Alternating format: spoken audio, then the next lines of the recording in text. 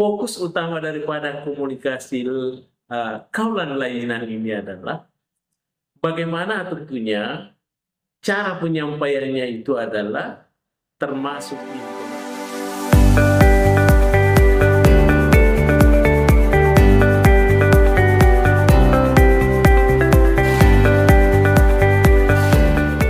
Assalamualaikum warahmatullahi wabarakatuh.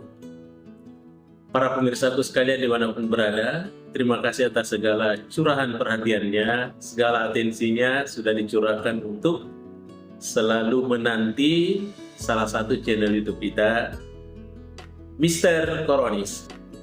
Komunikasi romantis dan humanis.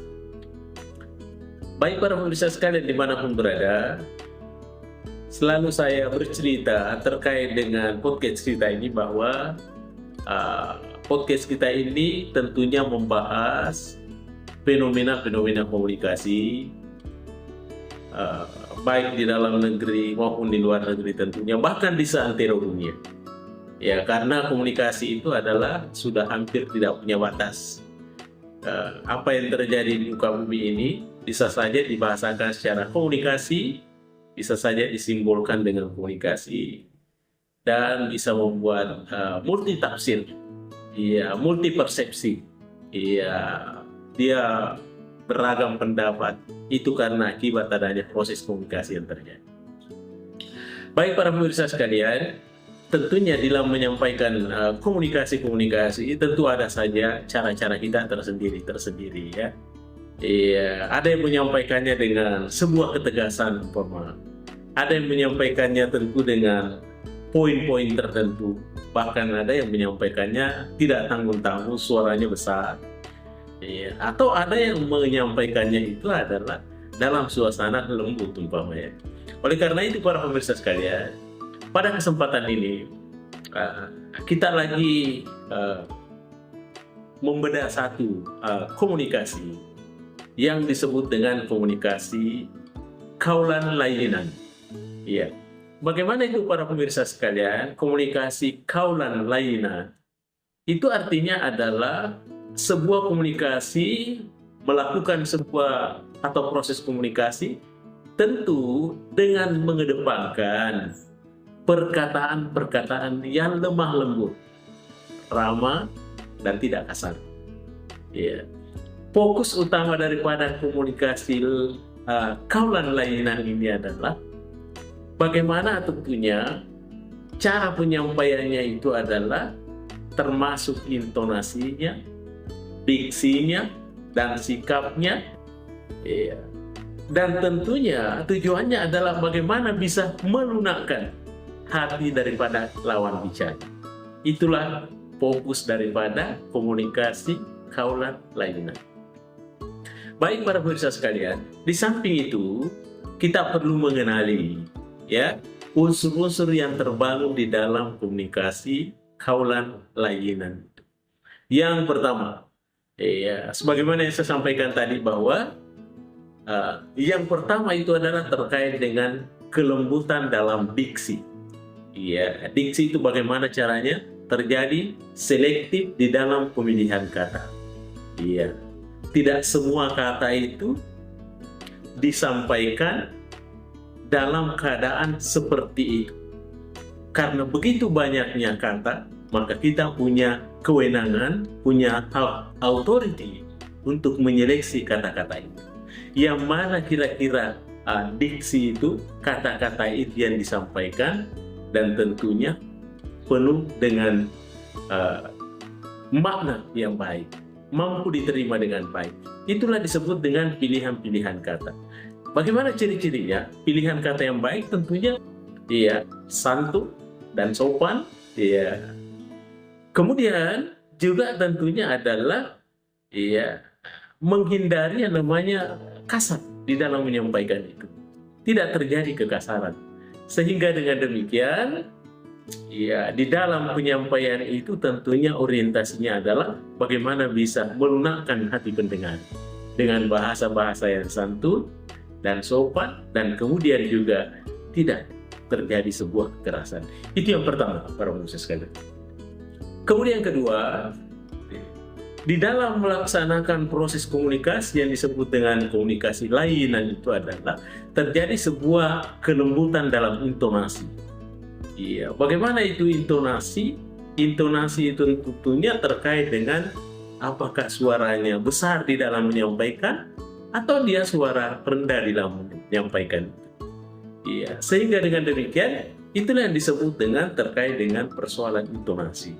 Iya, saya pernah katakan bahwa tidak selamanya suara yang keras dapat merubah sesuatu itu. Tapi kadang-kala dengan suara atau intonasi yang justru lemah lembut dapat menggugah lawan bicara kita. Sehingga ujung-ujungnya tentunya terjadi sebuah perubahan.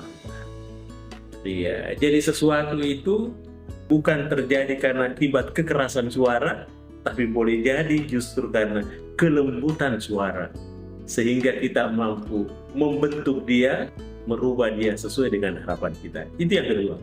Kemudian yang ketiga, para pemirsa sekalian, di dalam proses komunikasi kaulan layanan ini adalah tentu tujuannya adalah menyentuh hati. Ya, bagaimana caranya? Tentu menyentuh hati, tentu bagaimana proses penyampaiannya, terjadi sebuah motivasi di dalamnya. Ya, motivasi itu tentunya bagaimana ada nasihat-nasihat umpama, ada ajakan-ajakan. Ya, kalau perlu di dalamnya itu ada persuasif. Ya, persuasif itu artinya bersifat menggiring tanpa dipaksa. Jadi dia tidak merasa dipaksa, tidak merasa terpaksa, dan kemudian ujung-ujungnya terjadi sebuah perubahan. Berarti inilah yang disebut dengan diksi-diksinya itu adalah diksi yang sifatnya menyentuh hati. Itu yang ketiga. Kemudian yang keempat, para pemirsa sekalian, ini yang terakhir adalah terkait dengan penerapannya secara universal. Iya, komunikasi kaulan layanan itu tidak melihat bahwa itu adalah kerabatnya, itu adalah musuhnya, tidak mengenal itu. Yang penting ini merupakan sesuatu proses komunikasi yang terjadi secara general tanpa melihat apakah dia statusnya itu musuh atau dia statusnya itu kawan atau sahabat. Dia tidak melihatnya seperti itu, tapi dia tetap menyampaikannya tentunya dengan intonasi, dengan diksi dan sikap yang santun demi untuk melunakkan hati mereka. Ya, jadi kadang-kadang musuh kita itu juga ya bukan sesuatu yang kasar baru dia bisa lumpuh musuh-musuh kita, tetapi kadang-kala lawan-lawan bicara kita itu bisa memahami kita, menyadari itu akibat karena sentuhan-sentuhan hati nurani yang lebih baik. Iya. Baik para pemirsa dimanapun berada, saya kira inilah yang sempat saya sampaikan terkait dengan komunikasi kaulan layanan. Bagaimana kita menyampaikan sesuatu, berkomunikasi itu baik dari segi intonasi dan diksinya, kemudian dan sikap adalah santun, dan tujuannya adalah bagaimana bisa melunakkan hati daripada audiens atau pemirsa kita. Baik para pemirsa sekalian, inilah yang sempat saya sampaikan terkait dengan komunikasi kaulan layanan, terdiri dari 4 tadi. Yang pertama adalah ada kelembutan di dalam diksi, kemudian yang kedua adalah kelembutan dalam intonasi, dan yang ketiga adalah bagaimana orientasinya adalah untuk menyentuh hatinya, dan yang keempat tentunya adalah ada penerapan-penerapan secara universal tanpa melihat apakah dia sahabat, apakah dia musuh, atau dia bukan musuh dan bukan pun sahabat. Intinya adalah menyampaikan secara santun. Baik para pemirsa sekalian, inilah yang sempat saya sampaikan. Terima kasih atas segala perhatiannya. Mr. Koronis mengundurkan diri. Assalamualaikum warahmatullahi wabarakatuh. Mr. Koronis, jangan lupa